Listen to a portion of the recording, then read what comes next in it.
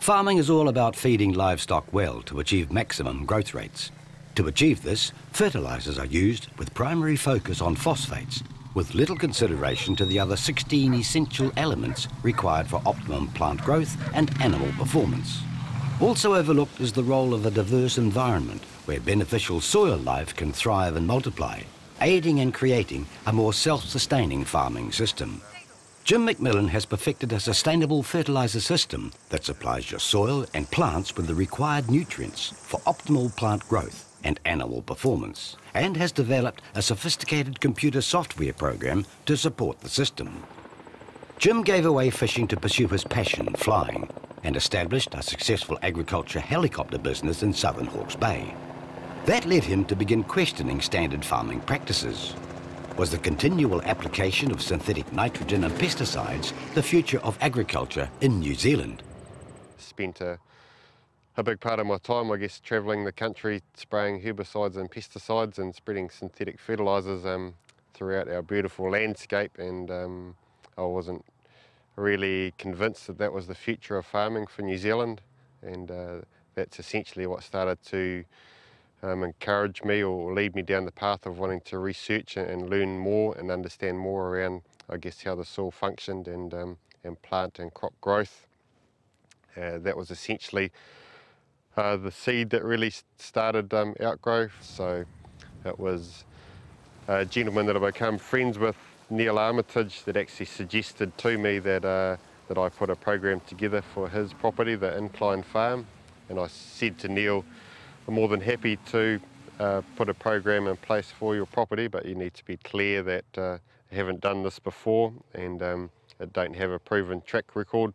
So if you're happy on that basis and to take it in light as a partnership, that we're working at it together, that I'm more than happy to do that. From there, as the demand grew, so I think within about a 12-month period, we were treating in excess of 10,000 hectares. Jim McMillan also began challenging the effectiveness of standard fertilisers. He began experimenting with fine particle aerial application of lime. At a local field day to promote his product, he met successful Hawke's Bay dairy farmer Kevin Davidson, who farms biologically. He was impressed with Jim's innovation, but felt Jim had only half the story. I thought, well, Jim is obviously doing a good job, fine particle ways to go, but he wasn't actually, he was getting a good response from his fertilisers, but he wasn't necessarily looking after the soil, and in turn the soil looking after the plant, which looks after the cow, you know. So he didn't have so much of a holistic approach to it, probably. Under his biological system, Kevin Davidson noticed a marked change in the herd's grazing pattern. I thought it was normal for cows to walk in the paddock, walk down the back of the paddock, explore the boundaries, a bit like kids. When they know the boundaries, then they seem a bit happier. So they walk down, check, or if you've got a gate open down the back, they'll be through into the next paddock. But these cows were happy with what was in front of them. They just walk in the paddock, put their head down, and it was only as we put more and more cows in the paddock that they start to get to the back of the paddock. So quite a marked change, yeah. And so what you think is normal is not necessarily normal. After that field day, Jim McMillan realised changes needed to be made. After that day, inspired, basically, I got on the internet, Googled everything I could about biological farming. In combination with that, I also ordered every book I could find on biological farming, and set about trying to find the time to read them as well, just to try and get a good view and perspective from lots of different angles, and make sure it just wasn't some guy's weird tangent that he had about some wonderful way of doing things. Now, several years on, Outgro has a nationwide network of modern manufacturing facilities, a fleet of specialised tanker trucks, and a team of highly qualified technical consultants, able to provide you with expert advice on improving your farm's productivity. The principles of the Outgro system have been proven on a diverse range of properties around the country. Founding farmer Neil Armitage is one of those farmers that now have the results to support it. You can have high phosphate in the soil, but that doesn't mean it's getting to the herbage. But what we're finding at medium 20 to 30p levels, we're getting good levels of phosphate into the herbage now. Whereas before, when we had high phosphate levels around that 30-40, the phosphate level in the herbage was very, very low, well, just about non-existent. So to my way of thinking, the cows eat the grass, not the dirt. So we want to mobilise the nutrients in the plant for the cow, and that's why I like this form of farming. Outgro's founding farmer is continuing to achieve outstanding results. Results on Neil Armitage's property has grown from strength to strength. Basically, this pasture typically receives virtually no man-made N, hardly any P, no K. Production's just maintaining around that 450, 470 milk solids a cow, and we do between 1,1400 solids a hectare. That's staying even though the inputs, man-made inputs, are going down. Feed-wise, 5-6 years ago we were heavy users of maize silage, board-in vegetable wastes, and today we don't use any maize silage, so we've reduced that cost, and yet we're still able to maintain the level of production that we were doing 5-6 years ago.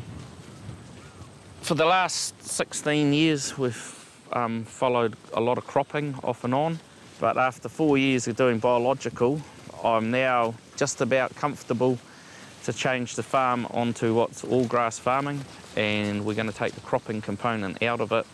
And again, that should make the profitability a lot better again, because we're just not spending it on diesel and tractors. This pasture here is predominantly Coxford, and traditionally the cows wouldn't eat it. It's very dominant in the Hawke's Bay, and you have a lot of trouble with palatability in it. But since we've got onto biological farming, it's becoming less and less of an issue. This pasture here, about 2 days ago, was sitting at about 3,800, and currently they've actually grazed it down, and you can see it here. They've grazed it very short, and it's most probably about 1,300 now. So we're really pleased with the effort of that. And again, with high covers biological farming, the biology breaks down all the cow manure pretty quick. And you can see the pasture right to the bottom, it's green, even though the covers are quite high.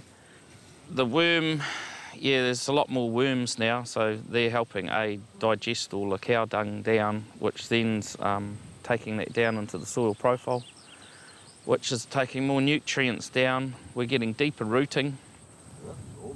But it's under Neil Armitage's pasture where the full direct benefits of the Outgro system are most obvious. Jim McMillan shows the results. You can see here quite clearly where the earthworms have been dragging some of the top soil, darker soil here, right down further in the soil profile, and at the same time they'll be bringing up soil from further down back up, and what it's actually doing, you can see here, it's increasing our topsoil depth.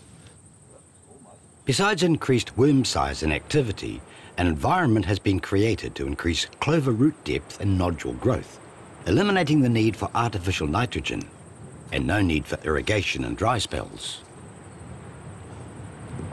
And just as Kevin Davidson discovered, Neil Armitage has found the palatability of his pastures has markedly improved. Animals have an inherent ability to know what's good for them.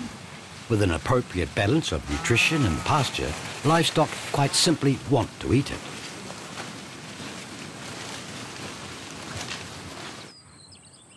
And there's Neil's fodder crops, grown on a part of the farm that receives no dairy effluent. This crop was planted on October 1, experienced a big snowstorm, and currently right now it's most probably sitting at 15 tonne of dry matter, and it's about March 10. I might be leaving cropping. It's encouraging to see that we can grow a crop in a different manner and yield at least, if not better, than a conventional cropping program. Neil has found that by creating the correct environment in the soil and addressing the crop's nutrient requirements during the growing season, the impact of weeds and insects has been greatly reduced and no synthetic control methods were needed.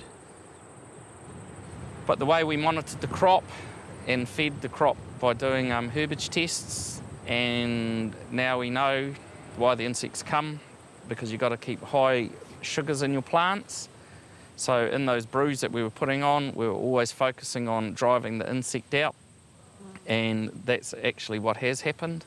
This particular crop, there's 25 hectares of it. Basically, it never got touched by the insects. There's growing interest by farmers around the country wanting to view the positive results being achieved under the Outgro system, reinforced by the large attendance at field days held throughout the country. Among the visitors, Dr. Gunnar Magnuson, Senior Scientist for the Biological Farming System Research Centre. For Jim McMillan, the growing interest in the Outgro system doesn't come as any great surprise. I guess I didn't have any embedded ideas in my head around farming or the best way to do things, and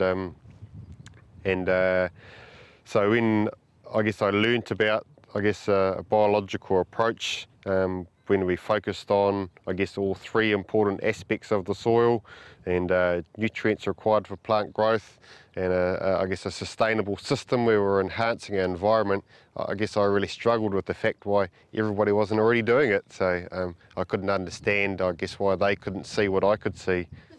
Among the field day visitors are top performing farmers, and there is the argument that they would achieve good production with or without the Outgro system. Not so, according to Jim McMillan. A large portion of our client base are certainly leading farmers in their field, and I don't have any doubt that they could achieve probably, certainly short term anyway, as good a results using whether it was a traditional or conventional type fertiliser program versus using the Outgro system. But one thing that they've proven, those farmers, that they have the ability to achieve, as good, if not superior results under a system where we're, enhancing our environment and ensuring that they're leaving the land in a better shape for the next generation. So that's really the key point.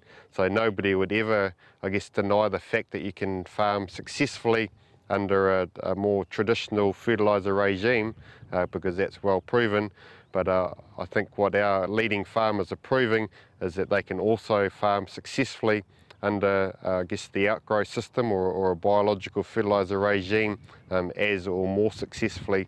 And what those farmers are starting to see is a change in some of the trending of things that are occurring on the farm. So they're seeing, the requirement for synthetic nitrogen start to reduce because they're harnessing the required atmospheric nitrogen, through good legume components in their soil, or they're starting to see animal health issues start to improve because of the composition of the cow's diet. So because we're giving or fertilising in a very balanced fashion and not only addressing nutrients from a plant growth perspective, but also from an animal health and performance perspective, starting to see improvements coming through in animal health, and the need for animal health remedies start to reduce. Kevin Davidson is passionate about improving New Zealand's image as a 100% pure food producer and playing his part in enhancing our environment. I'd seen the thing work, and I believe in biological. I believe it could make a difference. New Zealand could have a point of difference if they'd only accept biological farming. And I believe in it so strongly, I invested in the business. Well, Plantation Dairies invested in the business along with a couple of others, and we've been able to grow the business. So it's a very, very exciting role. So not only am I a director, I'm a shareholder. I've put my money where my mouth is. And what plans and ambitions does Jim McMillan have for the future?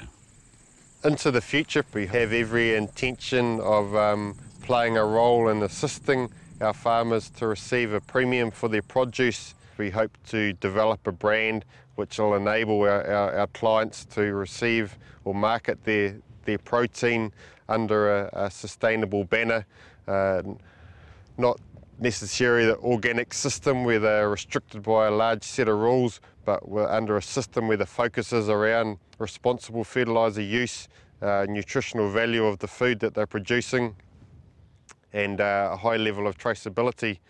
And also part of my mission is to be able to offer the consumer the ability to purchase food that's been produced under such a system, because I believe that their choices are quite limited out there today.